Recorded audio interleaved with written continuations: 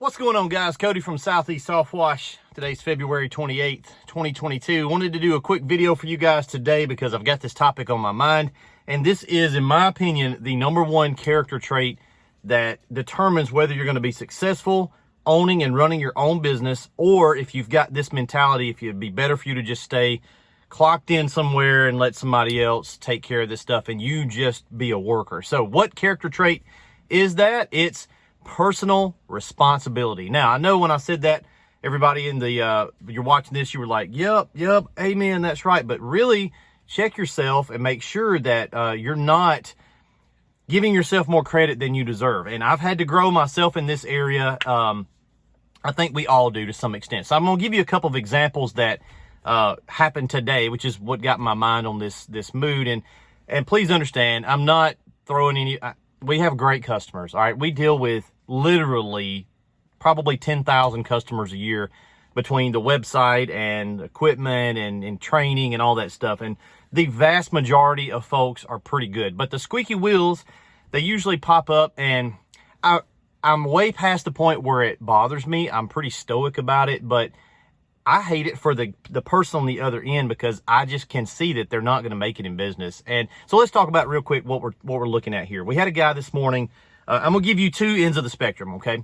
We had a guy this morning to end an email. He didn't enter a tech support ticket, which is already, strike one. You're going against what our policy is. If you have any technical problems, you're supposed to enter a tech support ticket. He didn't. He just sent a generic email. Like, okay, so we try to call him, couldn't call him back because he didn't put his phone number in the email. There's two. But his email, okay, that's brighter than I thought it was. It's already hot out here. It's Alabama, man, hot in February. But in his email, he picked up his trailer February the 4th of last year. So his trailer is 13 months old. And he said, basically, this guy bought it. This guy was running it. And they had some technicians. Well, the middle guy quit, and the trailer's basically just been put away for, the majority of a year. They're getting it back out. It's springtime, ready to start making money, and he's got issues. 12 volts aren't working. Water in the sight glass on the pump. Now, that's probably because it's been sitting outside getting rained on forever, and that ventilated cap on top, that's probably a nothing. And he said his batteries were dead. Well, yeah, it's been sitting a year. So we looked him up, tried to call him, blah, blah, blah. But the point there is none of that stuff that's what's going to happen to a rig if you park it for a year. And he was saying, basically, I'm very upset that Southeast is not going to cover these things and the warranty and blah, blah, blah, blah, blah. I was like, well, okay, why are you upset? If you had read your purchase agreement when we sent it to you, which is only 2 pages long, very concise. We don't make it have a lot of fine print so that it's readable. But the purchase agreement articulates everything we're going to do if you have an issue on the back end. And you're way past the warranty period for anything that we would cover. Now, your engine is still probably under warranty. The trailer itself, if you had have registered it with Caliber Trailers, who we buy the trailers from, it would be covered. But I guarantee you he didn't fill that little card out when he got home. It was in the packet that we gave him. So he's basically done nothing, and he's put it up, and he's dragging it out, and it's not perfect. 12 volts probably froze. They've been just sitting out there. I'm sure they didn't winterize anything. Even if they didn't, they're year-old 12 volts. That's common knowledge to be understood that if you put a piece of Softwash equipment up for a year and don't touch it, probably going to have to charge some batteries, probably going to have to replace a couple 12-volt pumps. Yeah, you might need to do an oil change. Dude's just really upset, and he's annoyed, but who's he really annoyed at? We're not going to cover that at all, 0% chance, because if we did cover those things, number one, we would be acquiescing to the customer that just because they stomped their little feet that we had to jump in and save the day.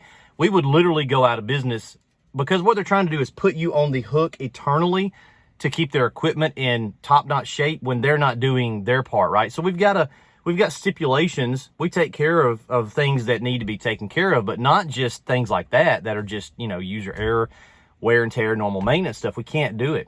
Nobody could do it. You would go negative. So that was silly. And we got another one. Had a couple who bought a trailer back in the 1st of last August. So August, September, October, November, December, January. We're at the end of February. That's 7 months ago. They were not able to stay for the training on that day for whatever reason. And so we gave them a login for our Softwash 101 video, which we do this. If a guy buys equipment, he's not able to hang out with us on that Friday for training, we give them a login so they can watch the video. Just, as a courtesy. The training is just a courtesy thing. So they didn't, we never heard back from them. Well, yesterday they emailed Emily and said, hey, we were never able to watch that video back in August. I'm like, okay, well, it's been 7 months. Why didn't you say something then? But whatever. Emily resent them a fresh login link so they don't have to pay for it. It's free. Then they realized that it's an expiring link. It's a streaming link. You don't get to download it. And we do that for privacy reasons, piracy reasons. We've been selling this video for 4 years. It gives you 72 hours to watch it, and if you have a problem, call us. We'll send you another link. But they said, well, we thought we were going to be able to use this as the training for our business, forever. We were just going to be able to hire people and let them sit down and watch the video. And for the next 20 years, that was how we were going to do our training. Well, here's the thing. We never told you that. That's not how we do. We don't give that out. You bought it. Then they threw this one out. We bought a $30,000 trailer. And I think when people say that I spent X, you should do this. It's like, well, hold on a minute. No, we shouldn't do that. Just because you're not happy or just because you spent X, the question is, did you get what we told you we were going to give you, right? That's the ultimate question. And it's no different than if you guys go out and wash a roof and the customer comes out and they're mad because you didn't wash the house. You're like, well, you'd only paid for the roof, right? You want the house. That's a separate deal, right? Or we could have bundled it in the beginning. That negotiation and deal has already been done. They probably could have talked to Jonathan, my sales guy, at the point of sale and said, hey, we don't really want to learn the industry. We just want to buy the equipment, hire some technicians. So is there a way we could get some ongoing training? And maybe we would have done something like that. But you can't expect things on the back end that were never part of the deal on the front end. We've got franchise companies that we negotiated with, and they buy multiple skids, multiple trailers a year. We've got 2 franchise companies, very large customers. Millions of dollars, right?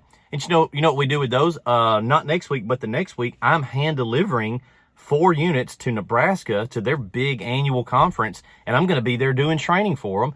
You know why? Because it was part of the deal that we negotiated when we made the sale. Now, a regular old customer, we sell rigs all the time. You're not got a lot of leeway there, but we'll do within reason to help you out, but we're not just going to give away the farm because you're not happy. Rewind your brain and figure out, is this a me problem? Here's your problem. Let's talk about the first guy with the trailer. The problem is you didn't take care of your equipment. When you put it away, you didn't put everything away correctly. You didn't winterize, I'm sure. Like you didn't plug the battery up to the maintainer because it has a maintainer, and you could have just done that and your batteries would be fine. But you didn't. You stuck it over there on the side of the yard and let it sit for a year, and now you're not willing to take that responsibility and own it, because that's hard for humans to do. It is. It's a hurdle you have to get over. Jocko Willink podcast, right? It's extreme ownership where everything's your fault. Talk about the second folks I was talking about. They're not willing to say, hey, we should have learned washing. We should be subject matter experts on washing if we're going to run a successful washing company. They don't want to do that. They want to pawn it back on Southeast Softwash. Well, it's somebody else's fault. Well, it is a verifiable fact that it's not our fault, because we can read the purchase agreement and we can see your complaint, and your complaint doesn't fall within the scope of work that we committed to, right? So that's not he said, she said. It's literally, it's in writing. So understand, if you got a customer, hello, Emily, doing a video. I know. If you got a customer that complains about something, she went away. I don't know where she's going. We look at it. Is it a legit complaint? Here's a scenario where it would be legit. Guy gets a trailer or a skid, and 3 weeks later, something's going on with his pressure washer. We've got a pressure washer right now at a warranty center with a Kohler engine that had a little issue. And you know what? It's in the warranty period. And you know what? We're making sure that Kohler takes care of it. We had the Kohler representatives at the shop today, and if they told us, hey, if that service center doesn't take care of it, just call us. We'll make sure that customer gets taken care of. Why? Because the customer's complaint was legit, and it fell within the scope of what we told them we were going to do. We have people complain about, they put in an online order and they get their surfactant 5 days later. It's like, but that's in our shipping policies. You fail within the shipping policy that's clearly stated. So it's just been a journey for me of, it's more interesting now than frustrating. It's like, what is that in people? And do I do that? I don't want to make sure that, I'm sure I do it and I don't see it. These people that I'm talking about, they don't see that they're being that way. They truly don't. And that's I can lead them to water of how to be successful, but I can't make them drink. Now, let me give you a third example of the guy on the opposite end of the spectrum. It's a guy named Tyler Jones. Tyler, if you see this video, dude, I'm talking about you. I was just on the phone with Tyler this morning. Tyler does not have our equipment, but he has bought probably $30,000 worth of parts, chems. He builds his own equipment. He uses all of our parts. Tyler is a great customer. I think he's probably our highest spender on the website on online sales. Tyler's way up there on the top of the list. And he was calling in to order 3 more Rimcos. And he was like, yeah, man, I'm just going to go ahead and order a few more, make sure I got spares. He keeps like 6 spare pumps in his garage so that he can't go down.